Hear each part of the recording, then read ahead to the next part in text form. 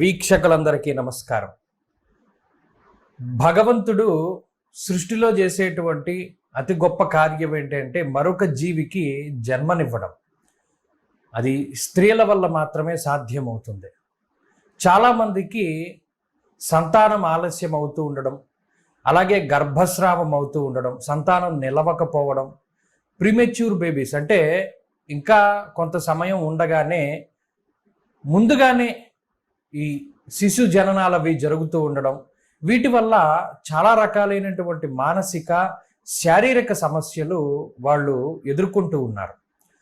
ఎన్నిసార్లు ఎవరి దగ్గరికి వెళ్ళి జాతకాలు చూపించుకున్నా సంతానం కలగకపోవడం, లేదా గర్భస్రావం అవుతూ ఉండడం, అబార్షన్స్ అవుతూ ఉండడము, లేదా ప్రీమెచ్యూర్ బేబీస్ పుడుతూ ఉండడం వల్ల కొన్ని రకాలైనటువంటి సమస్యలు. వీటికి ఎంత తశ్శాంతి చేసినా, ఏవి రెమెడీలు పాటించినా, ఎవరి దగ్గరికి వెళ్ళినా ఏ విధమైనటువంటి ప్రయోజనం లేకుండా చాలామంది సతమతం అవుతూ ఉన్నారు. అలాగే గర్భం ధరించినటువంటి సమయంలో కొన్నిసార్లు గ్రహణాలు అవి వస్తూ ఉంటాయి, లేదా కొన్నిసార్లు కొంత వైక్లభ్యంతో కొంతమంది జన్మిస్తూ ఉంటారు. అసలు వీటికి కారణం ఏమిటి? గర్భం ధరించినది మొదలు 9 నెలలు లేదా 10 నెలలు నిండేంత వరకు కూడా ఏ విధంగా ఈ నవగ్రహాల తాలూకు ఫలితాలు అన్నవి ఆ గర్భాన్ని ధరించినటువంటి స్త్రీ మీద ప్రభావాన్ని చూపిస్తాయి, అలాగే గర్భస్థ శిశువు మీద కూడా ఏ విధమైనటువంటి ప్రభావాన్ని చూపిస్తాయి అనేటువంటి విషయాన్ని చాలా కూలంకషంగా అత్యంత శ్రద్ధాభక్తులతోటి ఈ వీడియోలో మనం చెప్పడం జరుగుతూ ఉన్నది. ఈ మ్యాటర్ లేదా ఇప్పుడున్నటువంటి ఈ జ్ఞానము మీకు పంచడానికి చాలా కృషి దీని వెనక దాగి ఉంది. అతి పురాతనమైనటువంటి జ్యోతిష్ శాస్త్రంలో శాఖోపశాఖలుగా విడిపోయినటువంటి అనేక అంశాలని చాలా క్షుణ్ణంగా పరిశీలన చేసి, చాలా ఉత్కృష్టమైనటువంటి గ్రంథాలని పరిశోధన చేసి, అధ్యయనం చేసి, వాటి తాలూకు జ్ఞానాన్ని, ఒక సంపూర్ణమైనటువంటి జ్ఞానాన్ని భవిష్య దర్శిని ద్వారా అందరికీ కూడా అందించాలి అనేటువంటి సత్సంకల్పంతో. ఎందుకంటే ప్రతి చిన్నదానికి రాహుకేతువుల పూజ, లేకపోతే ఇంకో సుబ్రహ్మణ్య స్వామి ఆరాధన, ఇవి చెప్తూ ఉంటారు చాలా మంది ఈ సంతానానికి సంబంధించి. ఏమి చేసినా సంతానం నిలబడకపోవడం, అబార్షన్స్ అవుతూ ఉండడం వల్ల ఏం చేయాలి, ఎవరి దగ్గరికి వెళ్ళాలి అనేటువంటి వాటి మీద చాలా ఇబ్బందులు ఉంటూ ఉంటాయి. అసలు దీనికి సంబంధించినటువంటి విషయాన్ని నేను ఈ వీడియో ద్వారా తెలియజేస్తాను. దానికన్నా ముందు ఒక 2 చిన్న విషయాలని నేను తెలియజేయబోతూ ఉన్నాను. ఒకటి, మనం ఎప్పుడో మహాభారతంలో విన్నాం, గర్భంలో ఉన్నప్పుడే అభిమన్యుడు పద్మవ్యూహాన్ని ఎలా ఛేదించాలో తెలుసుకున్నాడు అనేటువంటి విషయాన్ని. సరే, అది చాలా మంది అపోహ కింద కొట్టిపాడేస్తూ ఉంటారు. కానీ నిత్య జీవితంలో మేము ఏదైతే ప్రతిరోజు చూస్తూ ఉన్నామో కొన్ని విషయాలు ఆశ్చర్యాన్ని కలిగిస్తాయి. ఒక ఆవిడ ఉంది, ఆవిడకి పాపం ఆమె గర్భం ధరించింది. అయితే వాళ్ళ కుటుంబ పరిస్థితులు, వాళ్ళ కుటుంబంలోనే వేరొకరికి లేదా వేరొకరికి 7వ నెలలోనే ప్రీమెచ్యూర్ బేబీ పుట్టడం, లేదు ఆపరేషన్ చేసి ఆ బిడ్డను బయటికి తీసి ఇంక్యుబేటర్లో పెట్టడం, ఈ విషయాల పట్ల ఆ కుటుంబంలో వాళ్ళందరికీ ఒక రకమైనటువంటి భయం ఉంది.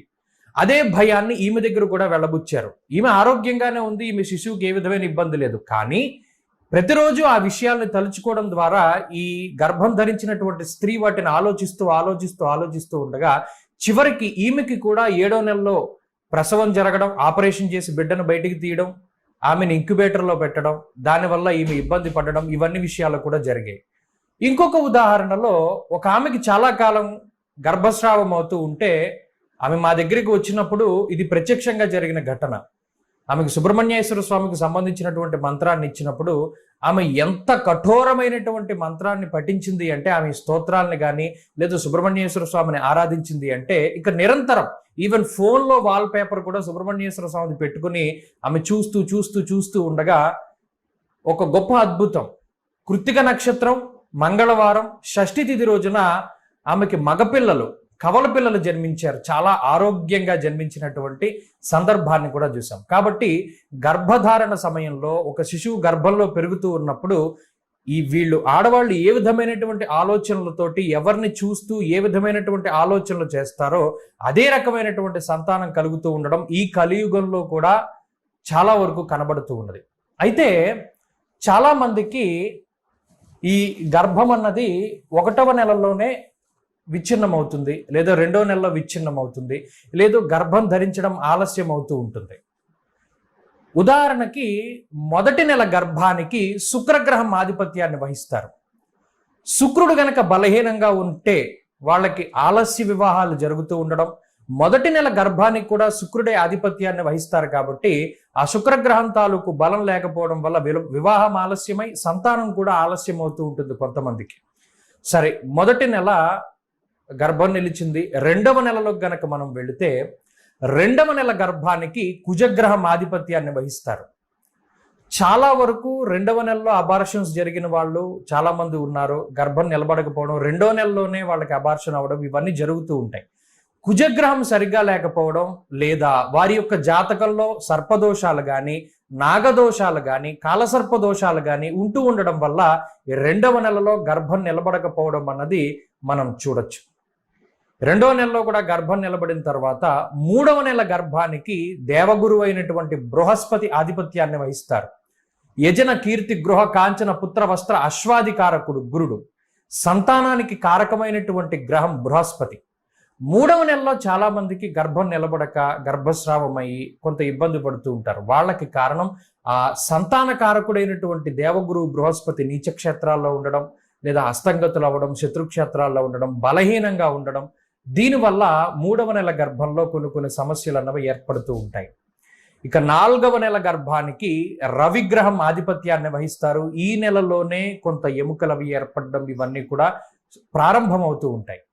ఈ నాలుగవ నెల గర్భంలో కొంత శిశువులు ఇబ్బంది పడడానికి, లేదు ఎవరికైనా పితృదోషాలు ఉన్నట్టయితే, లేదా ఎవరికైనా రవి గనక వ్యతిరేకమైనటువంటి ఫలితాలను ఇస్తూ ఉన్నట్టయితే ఈ నాలుగవ నెల గర్భంలో కొంత ఇబ్బంది పడేటువంటి పరిస్థితులు ఉంటాయి. మరీ ముఖ్యంగా ఈ పితృదోషాలు అవి ఉన్నటువంటి వారు ఎవరైతే ఉంటారో వారు ఈ నాలుగవ నెల గర్భాన్ని ధరించినటువంటి సమయంలో వాళ్ళు చాలా ఇబ్బందులు పడుతూ ఉంటారు.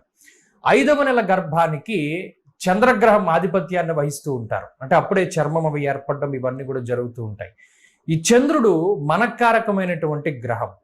ఈ సమయంలోనే పిండం గట్టిపడడం అది కూడా ప్రారంభమవుతూ ఉంటుంది.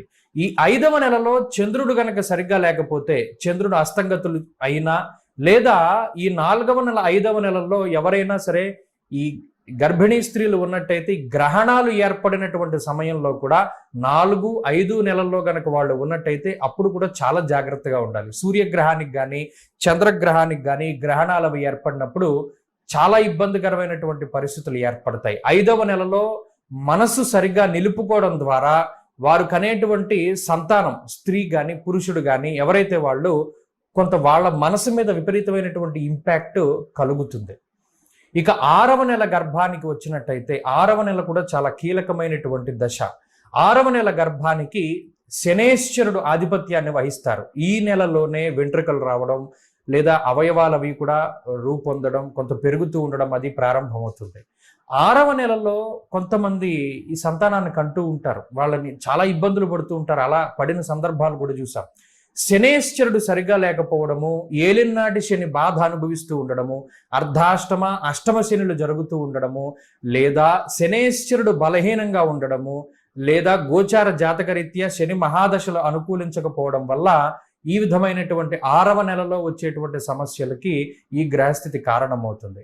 ఇక 7వ నెలలో జ్ఞానేంద్రియాలు, ఈ జ్ఞానానికి సంబంధించినటువంటివి, అలాగే ఆ పిండానికి జ్ఞానం ఏర్పడడం, ఆయు కర్మచ విత్తంచ విద్యా నిధనమేవచ పంచయితాని విలిఖ్యంతే గర్భస్థ్య శైవదేహినః అన్నారు. ఈ 7వ నెలలోనే ఆ శిశువు యొక్క ఆయుర్దాయం నిర్ణయం అవుతుంది.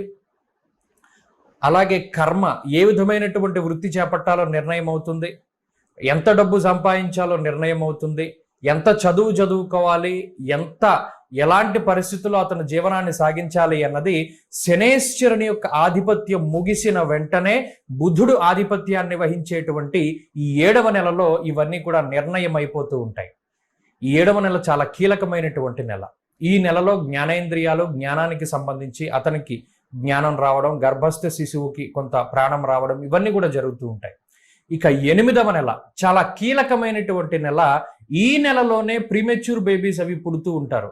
ఇది చాలా మందికి తెలియనటువంటి రహస్యం ఏంటి అంటే, గర్భాధాన సమయం ఏదైతే వివాహం జరిగిన తర్వాత గర్భాధానం చేసేటువంటి లగ్నం ఉంటుందో, ఆ గర్భాధాన లగ్నానికి లగ్న శుద్ధి లేకపోయినా, లేదా స్త్రీ పురుషుల యొక్క రవిచంద్రుల గ్రహాలకి సంబంధించినటువంటి తగు రీతిలో లగ్న నిర్ణయం జరగకపోయినా వీటి వల్ల గర్భాధాన ముహూర్తానికి పట్టినటువంటి దోషము లేదా ఆ లగ్నాధిపతి ఎవరైతే ఉన్నారో ఆ లగ్నాధిపతి 8వ నెల గర్భానికి ఆధిపత్యాన్ని వహిస్తారు.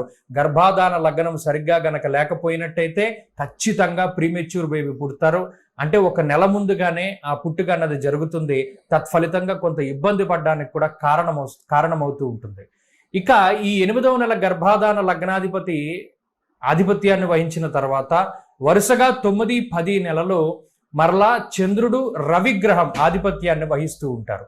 కాబట్టి ఈ మొదటి నెల గర్భం దగ్గర నుండి 10వ నెల గర్భం వచ్చేంత వరకు లేదా 9వ నెల గర్భం వచ్చేంత వరకు కూడా ఈ రకంగా ఒక్కొక్క గ్రహం వాళ్ళ మీద ఇంపాక్ట్ చూపెడుతూ ఉంటుంది.